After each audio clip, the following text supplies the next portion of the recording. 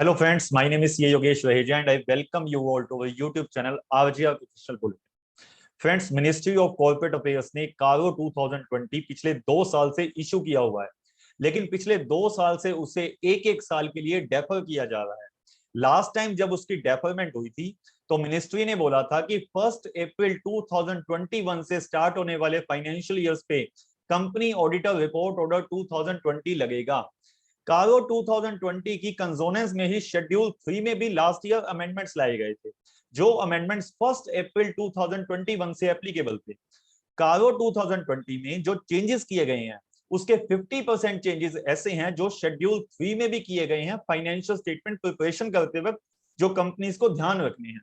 इसलिए हम अब ये बोल सकते हैं कि 1 अप्रैल 2021 से स्टार्ट होने वाले फाइनेंशियल ईयर के लिए मींस जो फाइनेंशियल ईयर 21-22 है, उस फाइनेंशियल ईयर पे शेड्यूल 3 के अमेंडेड चेंजेस भी लगेंगे और साथ साथ कार्गो 2016 सुपरसीड हो जाएगा और कार्गो 2020 लगेगा। हम ये बोल सकते हैं कि इस चीज के चांसेस नेग्लिजिबल हैं कि शेड्यूल 3 और कार्गो 2020 दोनों को ही डेफर किया जाएगा। इट मींस इस पर फाइनेंशियल स्टेटमेंट प्रिपरेशन में भी बहुत सारी अमेंडमेंट्स आई हैं, बहुत सारी एडिशनल रेगुलेटरी इंफॉर्मेशन आपको ऐड करनी है। और कार्गो 2016 जब 20 में चेंज होता है तो बहुत से क्लॉजेस ऐसे हैं जो कि नए आए हैं। इस वीडियो में हम डिस्कस करेंगे कि कार्गो 2020 में क्या चेंजेस आए हैं। नेक्स्ट वीडियो हम इशू करेंगे शेड्यूल 3 से रिलेटेड चेंजेस के लिए। तो जिसे भी कार्गो 2020 एंड शेड्यूल 3 दोनों की अंडरस्टैंडिंग लेनी है वो दोनों वीडियोस को ही देखे। So let's start with our discussion on cargo 2020। सबसे पहले अगर हम बात करें इसमें तो हम ये कह सकते हैं कि 2016 का कार्गो सुपरसीड होके 2020 का कार्गो इशू किया गया है। फर्स्टली ये एप्लीकेबल था 1 अप्रैल 19 वाले फाइनेंशियल ईयर्स के लिए, फिर उसे 1 अप्रैल 20 कर दिया गया और अब ये 1 अप्रैल 2021 से जो फाइनेंशियल ईयर स्टार्ट होने हैं उन फाइनेंशियल ईयर्स पे कार्गो 2020 एप्लीकेबल होगा। इसकी एप्लीकेबिलिटी में कहीं भी चेंज नहीं है। एक तरीके से हम ये बोल सकते हैं चेंज नहीं है, या हम ये बोल सकते हैं बहुत बड़ा चेंज है। अब चेंज क्या है उसको देखते हैं। क्लॉजेस में कार्गो 2020 और 16 में एप्लीकेबिलिटी के क्लॉज में कोई भी चेंज नहीं है, लेकिन मिनिस्ट्री ऑफ कॉर्पोरेट अफेयर्स ने लास्ट ईयर स्मॉल कंपनी की डेफिनेशन को चेंज किया था। स्मॉल कंपनी की डेफिनेशन जो पहले 1 अप्रैल 21 से पहले ऐसे बोली जाती थी कि जिन कंपनीज की पेड अप कैपिटल 50 लाख तक है एंड जिन कंपनीज की टर्नओवर 2 करोड़ तक है उन्हें स्मॉल कंपनी माना जाएगा। उस डेफिनेशन को चेंज करके लिमिट्स को इनहेंस करके अब क्या लिमिट्स कर दी गई हैं? लिमिट्स कर दी गई हैं जिन कंपनीज की paid up capital up to 2 crore है एंड जिन कंपनीज की टर्नओवर 20 करोड़ रुपीस तक है उन कंपनीज को अब स्मॉल कंपनी माना जाएगा। हमें पता है प्राइवेट कंपनीज पे कार्गो सिर्फ तभी लगता है जिस केस में उनकी paid up capital and reserves की लिमिट 1 करोड़ तक की होती है एंड बोरोइंग्स उनकी 1 करोड़ तक है एंड टर्नओवर उनकी 10 करोड़ रुपीस तक है। मींस 110 की लिमिट लगती है। लेकिन अगर कोई कंपनी स्मॉल कंपनी के क्लोज से ही बाहर निकल जाए, इट मींस लेट्स सपोज किसी कंपनी की टर्नओवर है 15 करोड़ रुपीस की, उसकी पेड अप कैपिटल और रिजर्व्स हैं 1 करोड़ रुपए के, तो अगर आप प्राइवेट कंपनी वाला क्लोज देखेंगे तो आप बोलेंगे कि इस पे कार्गो 2020 लगेगा। लेकिन अगर आप स्मॉल कंपनी की डेफिनेशन देखेंगे तो उस केस में आप पे वो क्लोज नहीं लगेगा, कार्गो 2020 एप्लीकेबल नहीं होगा। इन शॉर्ट, जो भी कंपनीज न्यू प्रोविजंस के हिसाब से स्मॉल कंपनी की डेफिनेशन में फॉल होती हैं उन कंपनीज पे कार्गो 2020 नहीं लगेगा, इवन इफ वो प्राइवेट कंपनी से रिलेटेड लिमिट्स में फॉल हो रही हैं। सपोज कीजिए किसी कंपनी की टर्नओवर है 15 करोड़ रुपीस की, किसी कंपनी की टर्नओवर है 15 करोड़ रुपीस की, पेड अप शेयर कैपिटल उस कंपनी की जो रिजर्व एंड सरप्लस के साथ है वो है 50 लाख रुपीस की। It means that is a small company. उस कंपनी की बोरोइंग्स चाहे 5 करोड़ हो, 10 करोड़ हो, 20 करोड़ हो, उस कंपनी पे कार्गो 2020 नहीं लगेगा। तो अपनी कंपनी को सबसे पहले आपने स्मॉल कंपनी की डेफिनेशन में चेक करना है और उसके बाद ही आप ये देख सकते हैं कि आप पे इस बार कार्गो एप्लीकेबल होगा या नहीं होगा। सेकंड क्लोज जो है कार्गो ऑर्डर 2020 का, अब तक हम सब जानते हैं कि हमें स्टैंड अलोन फाइनेंशियल स्टेटमेंट्स के साथ तो कंपनी ऑडिटर रिपोर्ट ऑर्डर की रिपोर्ट देनी होती है एज एन एनेक्सर, लेकिन कंसोलिडेटेड फाइनेंशियल स्टेटमेंट के साथ हमें कोई रिपोर्ट नहीं देनी होती। It means consolidated financial statement के लिए कार्गो 2016 वाज नॉट एप्लीकेबल। बहुत बड़ा चेंज किया गया इस बार कारो 2020 में। बोला गया है सभी क्लोजेस कंसोलिडेटेड फाइनेंशियल स्टेटमेंट्स पे नहीं लगेंगे एक्सेप्ट वन। टोटल क्लोजेस जो कारो 2020 में हैं 2021 क्लोजेस, और बोला गया है जो 21st क्लोज है वो कंसोलिडेटेड फाइनेंशियल स्टेटमेंट से रिलेटेड है। इट मींस अगर आप किसी होल्डिंग कंपनी की फाइनेंशियल स्टेटमेंट बना रहे हैं तो उस केस में आपको यह ध्यान रखना है कि इस 21st क्लोज की आप क्या एप्लीकेबिलिटी लेते हैं। 21st क्लोज ही पहले देख लेते हैं हम, ताकि हमें यह पता लग जाए कि कंसोलिडेटेड फाइनेंशियल स्टेटमेंट से रिलेटेड जब हम ऑडिट रिपोर्ट इशू करेंगे तो हमें कारो का कौन सा पॉइंट ध्यान में रखना है। तो हम सबसे पहले चलते हैं 21 नंबर क्लोज पे। 21 नंबर क्लोज में बोला गया है कि ऑडिटर को रिपोर्ट करना है whether there have been any qualification or adverse remarks by the respective auditors in the CARO 2020 reports of the companies included in consolidated financial statement। आपको कंसोलिडेटेड फाइनेंशियल स्टेटमेंट से रिलेटेड कारो 2020 तो नहीं देना, लेकिन जितनी कंपनीज को भी कंसोलिडेट किया गया है, जितनी भी सब्सिडरीज को, ज्वाइंट वेंचर्स को, एसोसिएट्स को कंसोलिडेट किया गया है कंसोलिडेटेड फाइनेंशियल स्टेटमेंट में, अगर उन कंपनीज की फाइनेंशियल स्टेटमेंट से रिलेटेड जो स्टैंड अलोन फाइनेंशियल स्टेटमेंट से रिलेटेड जो कारो इशू किया गया है उस कारो में अगर कोई क्वालिफिकेशन या एडवर्स रिमार्क्स है तो हमें यहां लिखना पड़ेगा कि कौन सी कंपनी के कौन से कारो के क्लोज में क्वालिफिकेशन और एडवर्स रिमार्क्स ऑडिटर ने दिया है। It means consolidated financial statement के साथ भी मैंडेटरी बेसिस पे अब कारो रिपोर्ट जाएगी, लेकिन ओनली 21st क्लोज के लिए जो ये बताएगी कि जितनी भी ग्रुप कंपनीज हैं, अगर किसी भी ग्रुप कंपनीज में कारो 2020 की रिपोर्ट के अंदर कोई क्वालिफिकेशन या एडवर्स रिमार्क्स दिया गया है तो उस कंपनी का हमें डिटेल्स लिखनी पड़ेगी, नाम लिखना पड़ेगा और कौन से क्लोज में क्वालिफिकेशन दी गई है इसे लिखना पड़ेगा। कंसोलिडेटेड फाइनेंशियल स्टेटमेंट्स के लिए सिर्फ इतना ही चेंज है। अब हम बाकी चेंजेस की बात करते हैं जो सभी स्टैंड अलोन फाइनेंशियल स्टेटमेंट में लगेंगे जिन कंपनीज पे कारो का ऑर्डर लगता है। क्लोज बाय क्लोज हम अंडरस्टैंडिंग करेंगे। क्लोज नंबर 3 बताता है matters to be included in audit report. Clause number 1 क्या बोलता है? बोलता है प्रॉपर्टी प्लांट एंड इक्विपमेंट से रिलेटेड ये जितने भी प्रोविजंस आप येलो हाईलाइटेड देख रहे हैं ये सब वो प्रोविजंस है जो पहले भी थे लेकिन उसमें कुछ चेंज आया है, कुछ एडिशन आई है। और जितने भी आप स्काई कलर के हाईलाइटेड प्रोविजंस देख रहे हैं वो सभी प्रोविजंस न्यूली इंसर्टेड हैं जो कारो 2016 की रिपोर्ट में नहीं थे। अगर हम क्लोज 1 की बात करते हैं तो पहला चेंज क्या आया है? कैपिटल एक सब क्लोज में ये चेंज आया है कि जहां फिक्स एसेट्स लिखते थे अब सिर्फ नाम चेंज करके उसका प्रॉपर्टी प्लांट एंड इक्विपमेंट कर दिया गया है। सेकंड पॉइंट क्या है? इनटेंजिबल एसेट्स की डिस्कशन आप पहले भी करते थे लेकिन इनटेंजिबल एसेट की डिस्कशन के अंदर आप पहले फिक्स एसेट्स के अंदर उसको इंक्लूड मान के चलते थे, लेकिन अब आप इनटेंजिबल एसेट की डिस्कशन में सेपरेट डिस्क्लोजर, सेपरेट रिपोर्टिंग करेंगे अपनी ऑडिटर रिपोर्ट कारो के अंदर।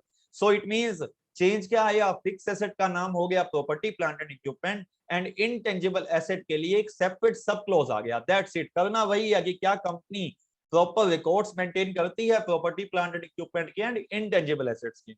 सब क्लोज बी में क्या चेंज आया? सेम चेंज, नोमेनक्लेचर चेंज हुआ है, फिक्स एसेट्स का नाम बदल के प्रॉपर्टी प्लांट एंड इक्विपमेंट किया गया है। क्लोज वही है फिजिकल वेरिफिकेशन का। पॉइंट नंबर सी, सब क्लोज सी क्या है?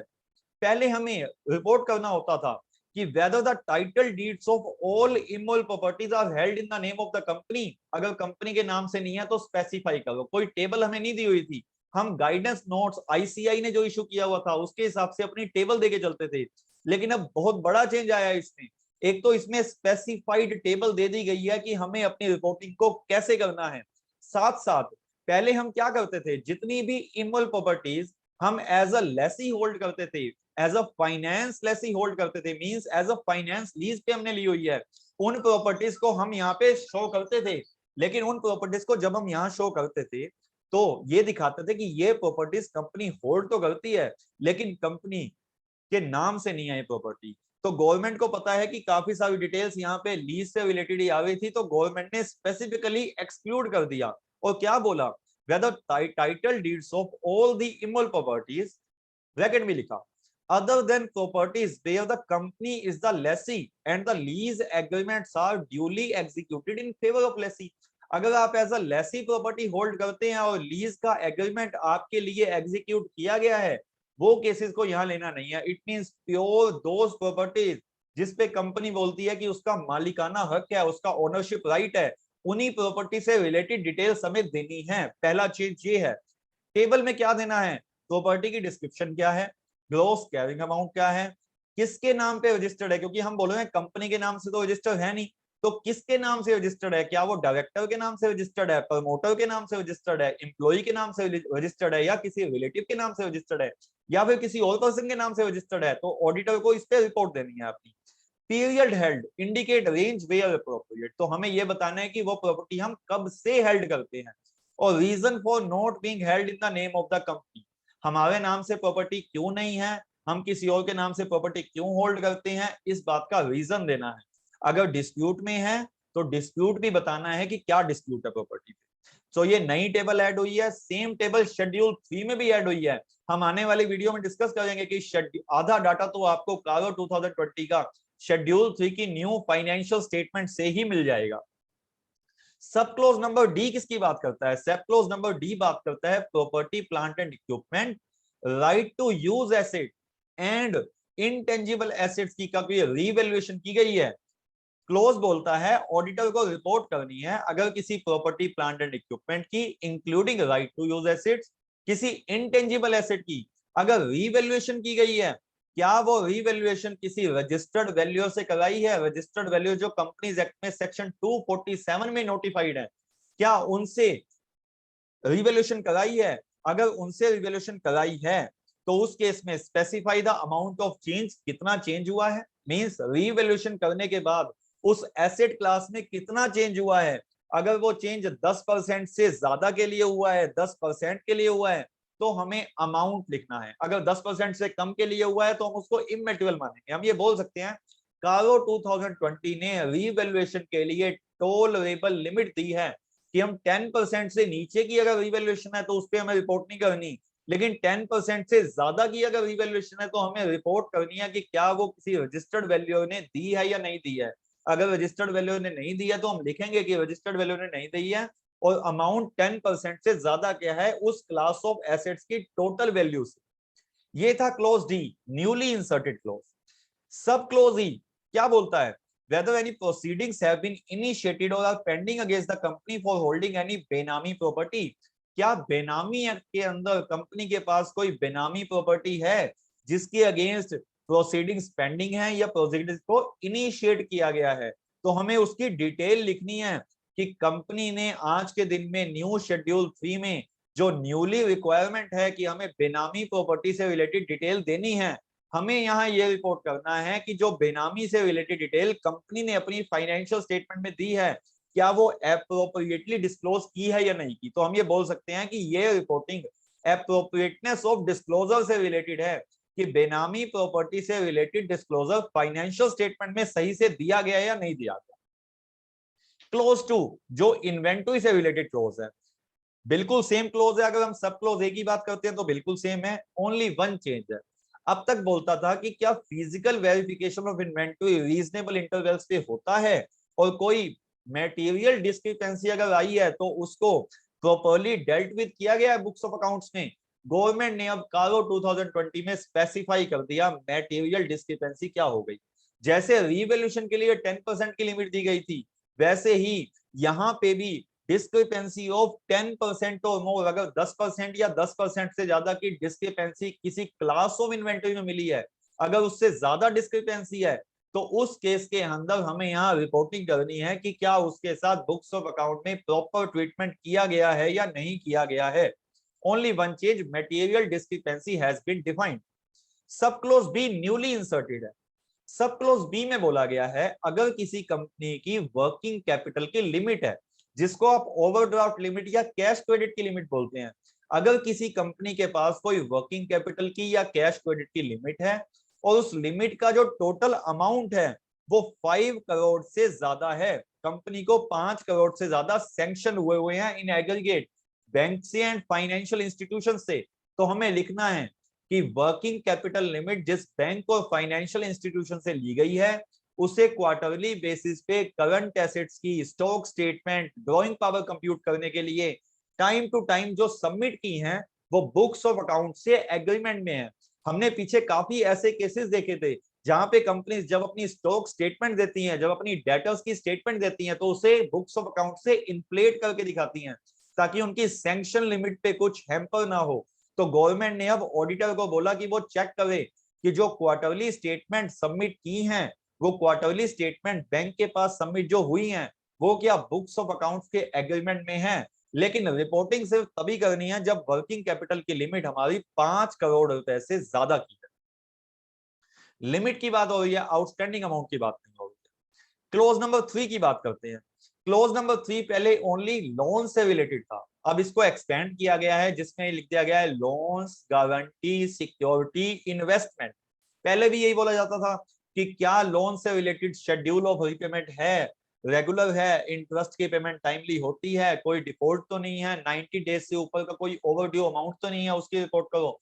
लोन से रिलेटेड बिल्कुल सेम क्लोजेस आज भी हैं। लोन से रिलेटेड एक क्लोज ऐड किया गया है जिसमें है जो लोन्स दिए गए हैं, गारंटी दी गई है, सिक्योरिटी दी गई है, सब्सिडरीज, एसोसिएट्स और ज्वाइंट वेंचर से रिलेटेड कितना अमाउंट की दी गई है, और अदर देन सब्सिडरीज, एसोसिएट और ज्वाइंट वेंचर से रिलेटेड कितनी दी गई है। इट मींस जो लोन्स हमने दिए हैं ड्यूरिंग द ईयर उसकी रिपोर्टिंग करनी है, और बैलेंस जो as at the year end है उसकी रिपोर्टिंग करनी है सेपरेटली। सब्सिडरी, एसोसिएट और ज्वाइंट वेंचर को कितना अमाउंट दिया है, अदर देन सब्सिडरी, एसोसिएट और ज्वाइंट वेंचर को कितना अमाउंट दिया है। फर्स्ट चेंज तो ये आया है। सेकंड चेंज जो आया है, बाकी सब क्लोजेस सेम है। अगर आप सब क्लोज ई की बात करेंगे तो सब क्लोज ई में क्या चेंज आया है, ये न्यू क्लोज ऐड हुआ है जो बोलता है whether any loans or advance in the nature of loan। पहले सिर्फ लोन की बात दिखता था, अब क्या बोलता है, advance in the nature of loan granted which has fallen due during the year. क्या कोई ऐसा लोन दिया गया है जिसकी ड्यू डेट इसी साल में आनी थी और उसे रिन्यू कर दिया गया है, एक्सटेंड कर दिया गया है, या उसकी एवरेज में कोई फ्रेश लोन तो नहीं दिया गया है।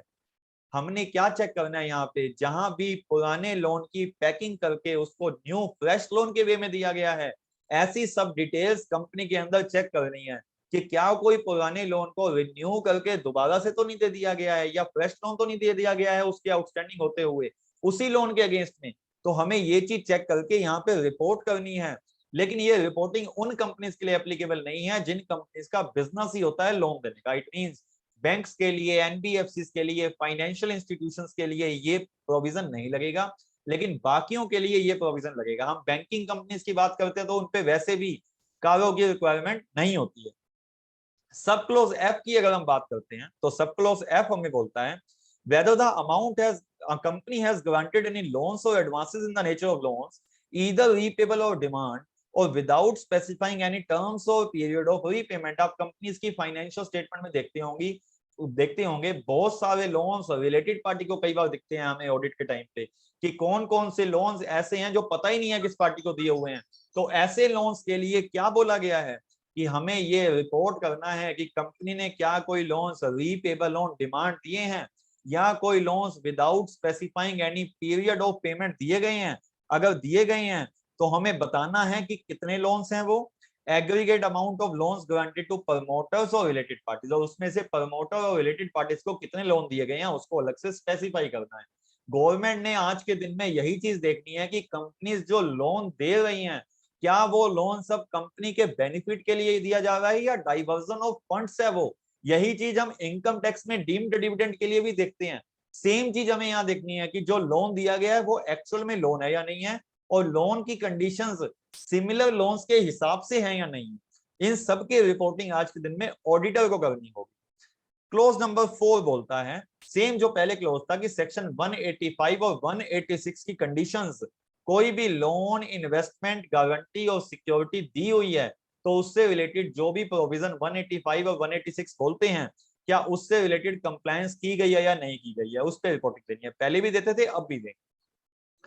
क्लोज नंबर 5 में पहले हम डिपॉजिट से रिलेटेड रिपोर्टिंग देते थे कि जो रिजर्व बैंक ऑफ इंडिया के डायरेक्टिव्स इशू किए गए हैं और जो कंपनीज एक्ट के सेक्शन 73 टू 76 की कंप्लायंस है, क्या उन कंप्लायंसेस के हिसाब से ही डिपॉजिट्स लिए दिए गए हैं या नहीं लिए गए हैं। गवर्नमेंट को पता है कि कुछ डिपॉजिट्स को डीम्ड डिपॉजिट भी माना जाता है, जैसे कि अगर आपकी बैलेंस शीट के अंदर कोई एडवांस फ्रॉम कस्टमर आ रहा है और वो एडवांस फ्रॉम कस्टमर की एजिंग 365 डेज से ज्यादा है, तो ऐसे एडवांसेस को डीम्ड डिपॉजिट माना जाता है। अभी तक लोग क्या बोलते थे कि सेक्शन 73 to 76 में कोई भी लोन नहीं लिया गया, लेकिन गवर्नमेंट को पता है कि डीम्ड डिपॉजिट्स कहीं ना कहीं लोग भूल जाते हैं लेना, इसलिए गवर्नमेंट ने अब स्पेशली स्पेसिफाई किया है ये चीज कि in respect of deposits accepted by company और amounts which are deemed to be deposits, it means अगर एडवांस फ्रॉम कस्टमर भी 365 दिन से ज्यादा का आ रहा होगा, जितने भी हमारे एग्जेम्प्टेड डिपॉजिट्स की डेफिनेशन से बाहर चीजें होती हैं, क्या उन सब से रिलेटेड भी कंप्लायंसी सेक्शन 73 टू 76 की and Reserve Bank of India के प्रोविजन और डायरेक्टिव से रिलेटेड कंप्लायंस की गई है या नहीं की गई है। Clause number 6 cost records, no amendment is there. Clause number 7 undisputed statutory dues and disputed statutory dues, no amendment, same clause जो 2016 में था वही 2020 में। Clause number 8 newly inserted clause है, जिसमें बोला गया है whether any transaction not recorded in the books of accounts have been surrendered or disclosed as income, it means क्या कोई अनडिस्क्लोज्ड इनकम इनकम टैक्स की असेसमेंट में स्क्रूटनी में हमने डिस्क्लोज की है। अगर हमने कोई अनडिस्क्लोज्ड इनकम डिस्क्लोज की है, तो क्या उस अनडिस्क्लोज्ड इनकम से रिलेटेड इनकम को एंड एसेट्स को बुक्स ऑफ अकाउंट्स में अकाउंट फॉर कर लिया है या नहीं किया है। इट मींस ये क्लॉज हमें बोलता है कि प्रॉपर अकाउंटिंग अनडिस्क्लोज्ड इनकम की गई है या नहीं की गई है, ऑडिटर को रिपोर्ट करना है। सेम क्लॉज फाइनेंशियल स्टेटमेंट में भी डाला है न्यू शेड्यूल 3 के हिसाब से, यहां ऑडिटर को रिपोर्ट करना है कि वाकई में ही अनडिस्क्लोज्ड इनकम को बुक्स ऑफ अकाउंट्स के अंदर रिकॉर्ड किया गया है या नहीं किया गया है। क्लोज नंबर 9, क्लोज नंबर 9 में जो फर्स्ट क्लोज है वो है whether the company has defaulted in repayment of loans or other borrowings or in the payment of interest thereon to lender, जो लेंडर से लोन लिए गए हैं क्या उन्हें टाइम टू टाइम इंटरेस्ट की और प्रिंसिपल की पेमेंट दी गई है। अगर दी गई है तो बहुत अच्छी बात है, अगर नहीं दी गई है तो उस केस में period and amount of default to be reported, ये क्लोज पहले भी था, बस टेबल अब इंसर्ट की गई है। टेबल में क्या लिखना है हमें कि नेचर ऑफ बोरोइंग्स क्या है, लेंडर का नेम क्या है, amount not paid on due date पे कितना अमाउंट ओवर ड्यू हो गया है, वेदर प्रिंसिपल और इंटरेस्ट उसमें प्रिंसिपल कितना है और इंटरेस्ट कितना है, कितने दिन का डिले हो गया है ड्यू हुए, एंड रिमार्क्स उस पे हवाले कि हमने कुछ एडिशनल रिमार्क्स उस पे देने हैं। सो इट मींस जितने भी लोन्स अब कंपनीज ने ले रखे हैं, अगर उसकी पेमेंट वो टाइमली नहीं दे रही हैं, तो उस केस के अंदर कारो 2020 स्पेशल रिपोर्टिंग की बात करता है कि कितना अमाउंट कंपनी ने बैंक का हथिया के अपने पास रखा हुआ है और वो टाइम से नहीं दे पाई है। हाँ कोई मजबूरी है तो हम रिमार्क्स में लिख देंगे कि इस वजह से कंपनी नहीं दे पाई है, लेकिन अगर कंपनी ने इंटेंशनली कोई अमाउंट अपने पास रखा हुआ है तो उसकी एक सेपरेट रिपोर्टिंग अब दे दी गई है, जिसपे कि ऑडिटर को अपनी रिपोर्टिंग देनी है। Sub clause B new insert हुआ है, whether the company is a declared willful defaulter, जितने भी बैंक्स हैं वो सब चाहे तो कोई भी पर्सन अगर उन्हें कुछ अमाउंट नहीं देता तो सब्जेक्ट टू स्पेसिफाइड कंडीशंस वो उस बोरोअर को विलफुल डिफॉल्टर घोषित कर सकते हैं, उन्हें विलफुल डिफॉल्टर की कैटेगरी में डाल सकते हैं। सो अब ऑडिटर को यही रिपोर्ट करना है कि क्या किसी कंपनी को, जिस कंपनी की वो कारों की रिपोर्ट दे रहा है, क्या उसे विलफुल डिफॉल्टर की लिस्ट में डाला गया है किसी बैंक या फाइनेंशियल इंस्टीट्यूशन या other lender. Same reporting schedule 3 में भी है एडिशनल रेगुलेटरी इंफॉर्मेशन के कंटेक्स्ट में। सब close C whether term loans were applied for the purpose for which the loans were obtained, ये प्रोविजन पहले भी था, आपको याद हो तो जब हम इनिशियल पब्लिक ऑफर और फर्दर पब्लिक ऑफर की बात करते थे तो उसमें हम ये भी बात करते थे कि कोई भी अगर टर्म लोन्स हैं क्या वो उन्हीं काम के लिए उन्हीं पर्पस के लिए अप्लाई किए गए हैं जिसके लिए लिए गए थे। अब इसकी सेपरेट रिपोर्टिंग, क्योंकि लोन से रिलेटेड गाइडलाइंस को एक्सटेंड किया गया है, सो लोन से रिलेटेड क्लॉजेस को क्लब कर दिया गया है, इसलिए सब क्लोज सी इंसर्ट करके उसमें इसे डाल दिया गया है और बोला गया है अगर नहीं तो अगर टर्म लोन जिस पर्पस के लिए लिए थे उस पर्पस के लिए अप्लाई नहीं किए हैं तो उस केस में हमें क्या रिपोर्टिंग करनी है। If not the amount of loan so diverted, कितना अमाउंट पर्पस नॉन पर्पस वाली एक्टिविटीज के लिए लगाया गया है, and the purpose for which it is used में बी रिपोर्टेड। मान लीजिए आपने अपना टर्म लोन जो लिया था वो कैपिटल पर्पस के लिए लिया था, लेकिन आपने उसको नॉन कैपिटल पर्पस के लिए लगा दिया, आपने बिल्डिंग बनाने के लिए लोन लिया था, लेकिन उस लोन से आपने एक गाड़ी परचेज कर ली, तो ऐसे केस में हमें बताना पड़ेगा कि कितना अमाउंट डाइवर्ट किया गया और उसे किस पर्पस के लिए यूज किया गया। सब क्लोज डी भी न्यूली इंसर्टेड है, जिसमें बोला गया क्या कोई short term funds long term के लिए यूटिलाइज तो नहीं हो गए। देखिए यहाँ पे ये नहीं है कि long term fund short term के लिए यूटिलाइज ना हो गए हो, बोला गया है क्या कोई ऐसे शॉर्ट टर्म लोन्स हैं जिन्हें कि लॉन्ग टर्म के लिए यूटिलाइज किया गया है। ऐसा क्यों बोला गया? देखिए शॉर्ट टर्म के जो फंड्स हैं अगर उनको लॉन्ग टर्म के लिए हम यूज कर देंगे तो कहीं ना कहीं पेबल कैपेसिटी में हमें दिक्कत आएगी। मान लीजिए आपने कोई सीसी लिमिट ली, वर्किंग कैपिटल की लिमिट ली और उससे कुछ फिक्स एसेट आपने परचेज कर ली, तो वर्किंग कैपिटल के लिमिट की पेमेंट आप नहीं दे पाएंगे उस पैसे में से। इसलिए ये बोला गया है कि शॉर्ट टर्म का पैसा शॉर्ट टर्म के लिए लगना चाहिए। तो हमें रिपोर्टिंग करनी है कि शॉर्ट टर्म का पैसा लॉन्ग टर्म के लिए यूज तो नहीं कर लिया, अगर यूज किया गया है तो किस चीज के लिए यूज किया गया है और कितना अमाउंट यूज किया है। सब क्लोज ई ये भी न्यूली इंसर्टेड है, whether the company has taken any funds from any entity or person on account of or to meet the obligation of its subsidiaries, associates and joint ventures। क्या किसी company ने, जिस company के मैं reporting दे रहा हूं उस कंपनी ने अपनी सब्सिडरी, एसोसिएट और ज्वाइंट वेंचर की ऑब्लिगेशंस के लिए कोई फंड किसी से लिया है। मींस मैंने फंड बोरो किए हैं क्योंकि मेरी सब्सिडरी की ऑब्लिगेशन है, मैंने फंड बोरो किए हैं क्योंकि मेरी एसोसिएट और ज्वाइंट वेंचर की ऑब्लिगेशंस मैंने पे करनी है। अगर ऐसे कुछ फंड्स लिए गए हैं तो नेचर ऑफ ट्रांजैक्शन क्या है और अमाउंट कितना है ईच केस का, उसे हमें रिपोर्ट करना है। सब क्लोज एफ की अगर हम बात करें वो भी सब्सिडरी, ज्वाइंट वेंचर और एसोसिएट से रिलेटेड ही है, जिसमें बोला गया है क्या कंपनी ने सब्सिडरीज, एसोसिएट और ज्वाइंट वेंचर से रिलेटेड सिक्योरिटीज को प्लेज करके कोई लोन लिया है। अगर उसके सिक्योरिटीज को प्लेज करके लोन लिया है तो उस केस में उसकी डिटेल देनी है हमें, और अगर डिफॉल्ट भी हुआ है रीपेमेंट में तो उसकी भी डिटेल देनी है। क्लोज 10 कोई चेंज नहीं है, इनिशियल पब्लिक ऑफर और फर्दर पब्लिक ऑफर से रिलेटेड जो पहले गाइडेंस थी रिपोर्टिंग की वही सेम गाइडलाइंस आज भी। प्रेफरेंशियल प्लेसमेंट, प्रेफरेंशियल अलॉटमेंट और प्राइवेट प्लेसमेंट से रिलेटेड जो गाइडलाइन सेक्शन 42 और 62 की पहले यहां दी गई थी वही सेम गाइडलाइंस अब भी है, क्लोज नंबर चेंज हुए हैं बस। Close number 11 is for fraud. Fraud का पहला पॉइंट आपको याद है कि पहले भी लिखा हुआ था कारो 2016 में, सब क्लोज बी एंड सब क्लोज सी इंसर्ट किए गए।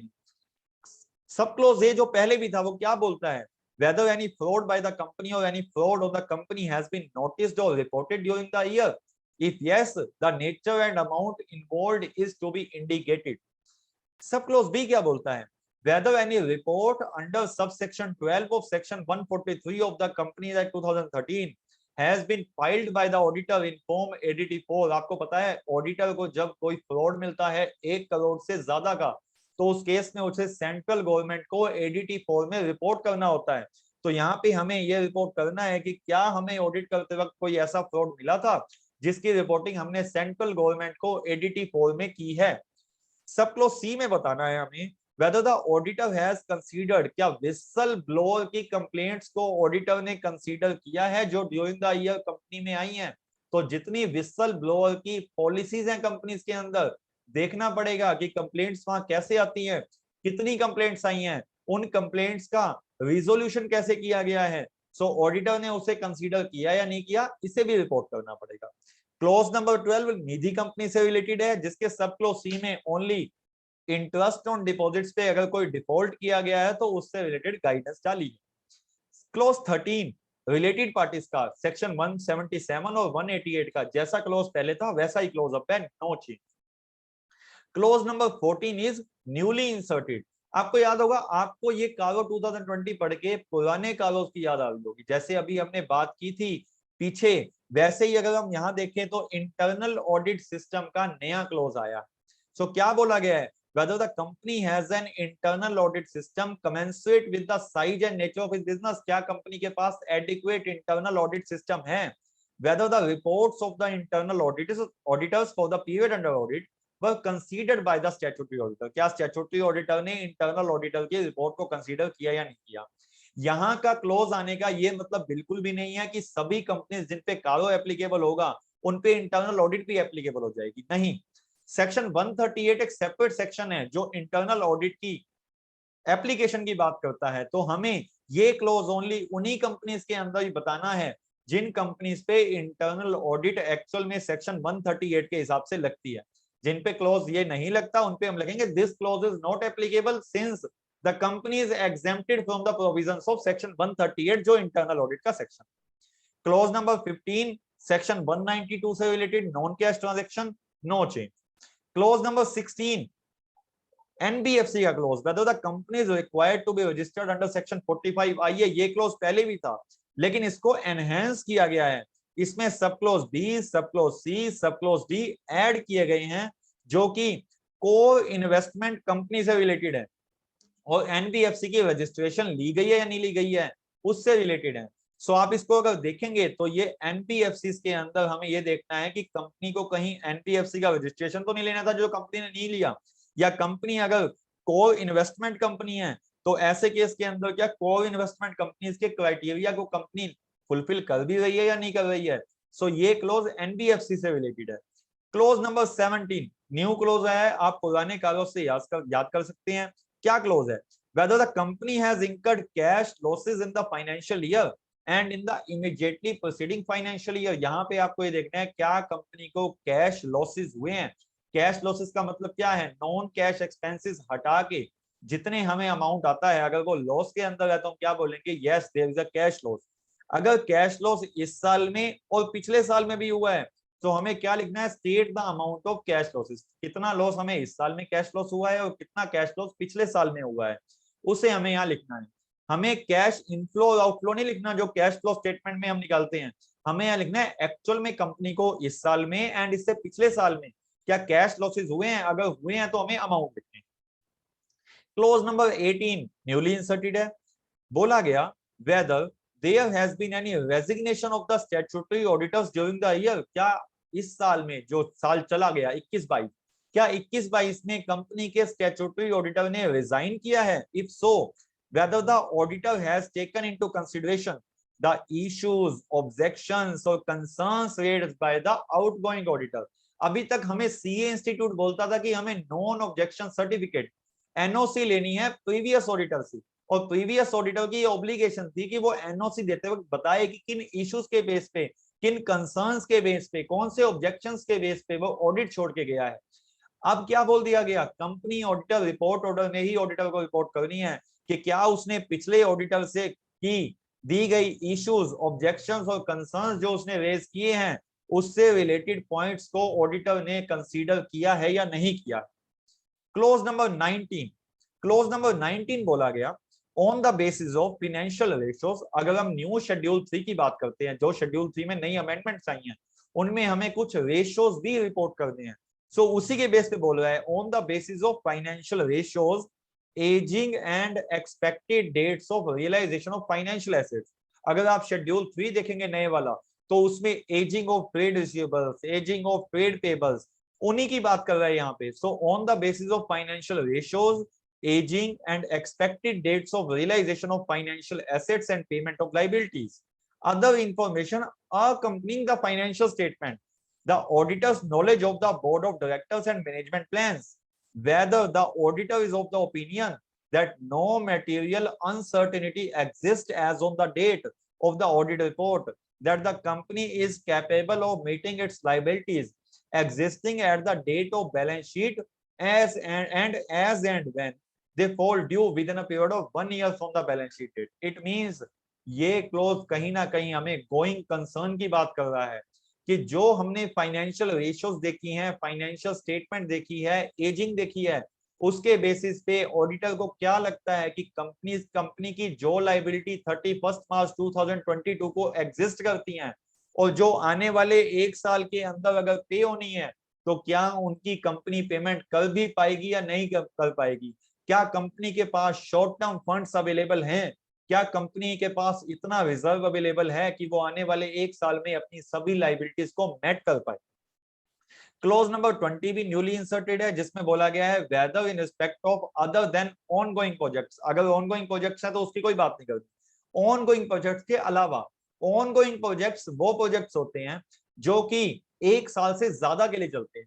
अगर हम बाकी वो जो उसी साल स्टार्ट हो गए उसी साल खत्म हो जाते हैं तो वो होते हैं non ongoing projects. Whether in respect of other than ongoing projects the company has transferred unspent amount to a fund specified in schedule 7 within a period of 6 months of the expiry of financial year. क्या financial year की expiry से 6 month के अंदर अंदर हमने non ongoing project से related जो funds हमारे पास बच गए थे उसे हमने शेड्यूल 7 के हिसाब से डाल दिया या नहीं डाल दिया है। और सेकंड प्रोविजन सेक्शन 135(5) की कंप्लायंस हमने की है या नहीं की है। So it means corporate social responsibility से रिलेटेड एक सेपरेट रिपोर्टिंग रिक्वायरमेंट आई है कालो में। ऐसा ही डिस्क्लोजर भी है शेड्यूल 3 में, जो हम शेड्यूल 3 की वीडियो के टाइम बात करेंगे। सब क्लोज भी बोलता है वेदर एनी अमाउंट रिमेनिंग अनस्पेंट, अगर कोई ऑनगोइंग प्रोजेक्ट से रिलेटेड अनस्पेंट अमाउंट है तो क्या उसे एक स्पेशल अकाउंट के अंदर डाल दिया गया है। हमें पता 30 दिन के अंदर उसे एक स्पेशल अकाउंट में डाल के अगले 3 साल में यूटिलाइज करना होता है। सो एक सब क्लोज है ऑनगोइंग प्रोजेक्ट्स का और एक सब क्लोज है नॉन ऑनगोइंग प्रोजेक्ट्स का।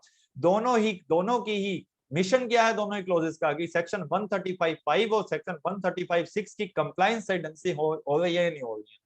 क्लोज 21 की बात हम पहले ही कर चुके हैं, जो कि कंसोलिडेटेड फाइनेंशियल स्टेटमेंट के लिए एप्लीकेबल होगा, स्टैंड अलोन के लिए एप्लीकेबल नहीं होगा।